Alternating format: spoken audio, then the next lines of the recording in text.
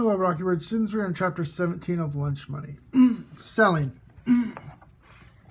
Moore took 8 copies of her new comic book home from Greg's on Sunday night. She gave one to her mom, one to her dad, and one to her big brother, Tommy.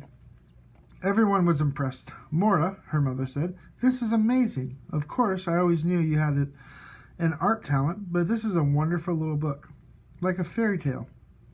And I love unicorns, don't you? I mean, of course you do, because here's the book, and who made it? You did.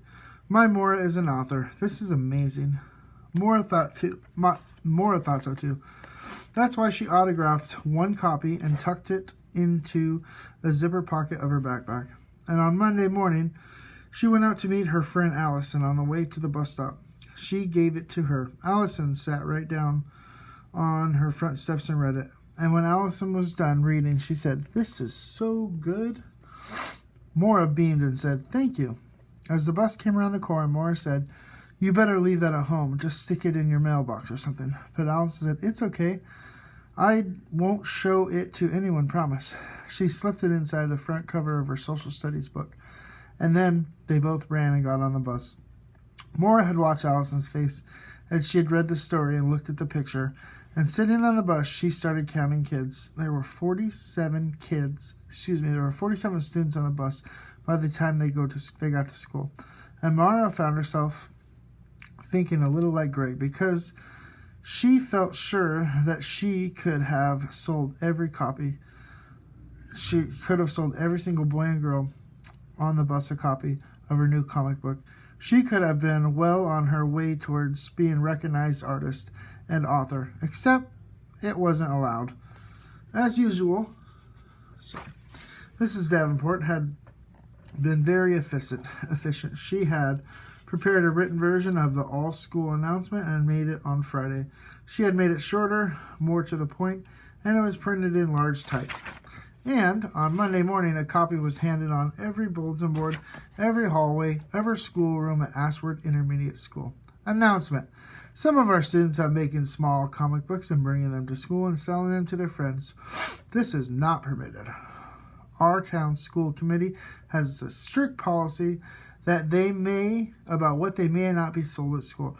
Right now, these little comic books may not be brought to school, and they may not be created at school, and they certainly may not be sold at school. Thank you for your cooperation, Mrs. Davenport, Principal. Sitting in social studies, Maura stared at a copy of the announcement. She read it. Then she read it again, and one sentence stood out to her.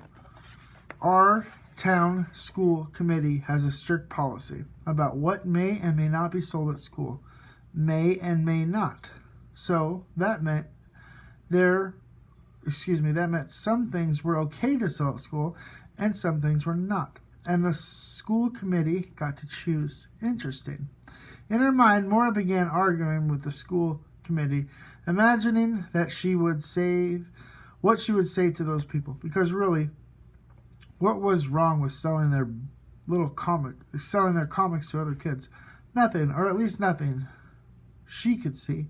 Certainly not with a little comic book or Greg's either. Sitting there thinking that Miss Sanborn's class, Maura happened to look over and notice the front of Brittany's social studies book, except she wasn't actually seeing the word cultures book.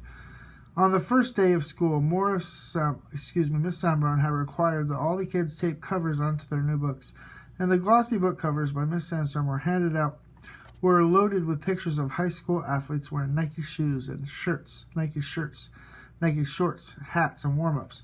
And Maura realized that every social studies book in the classroom was trying to sell her something.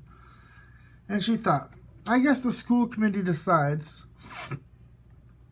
that it was okay. Then in the gym, a couple of periods later, Maura saw posters about a fundraiser for new uniforms for the soccer and basketball teams. They weren't poster kids had made. These were large, bright, printed posters, and everyone showed beautiful full-color pictures of M&M's, Three Musketeer bars, and Skittles.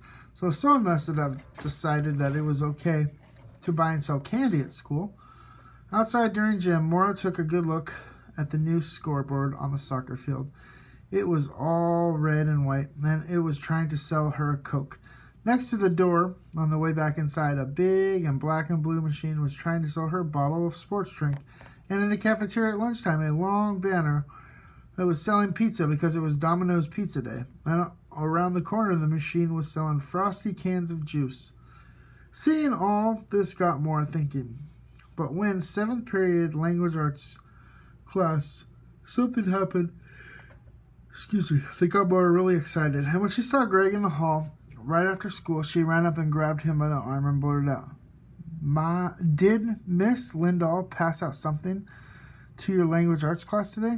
Greg looked at Maura as if she had escaped from the zoo. He shook his head, and Maura said, no. Well, what?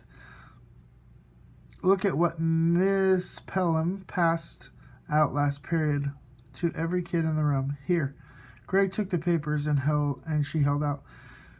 He looked at the front, flipped it over, and looked at the back cover, and then turned the page and said, yeah, so what? Maura looked at him, disgusted. So what? Don't you get it? Think about it. Miss Davenport said about selling stuff at school, about selling comic books. Now look again. Greg looked again, and this time he got it, because what Greg held in his hand was a new flyer for the book club, a full-color 8-page advertisement. The ad was selling books, more than 75 different titles. There were classics in there from Newbery Award winners, but there was also Garfield and X-Men books, and Scooby-Doo cartoon books, and Calvin and Hobbes collections. There were magic trick books, drawing books, and even books that came with toys like bobblehead chains, little silver necklaces. The book club flyer was like all the other ones Greg had looked at once a month, ever since first grade. Because once a month the teachers handed her the flyers, and then the kids placed their orders, and then the teachers collected the money. And where did all this buying and selling happen? At school.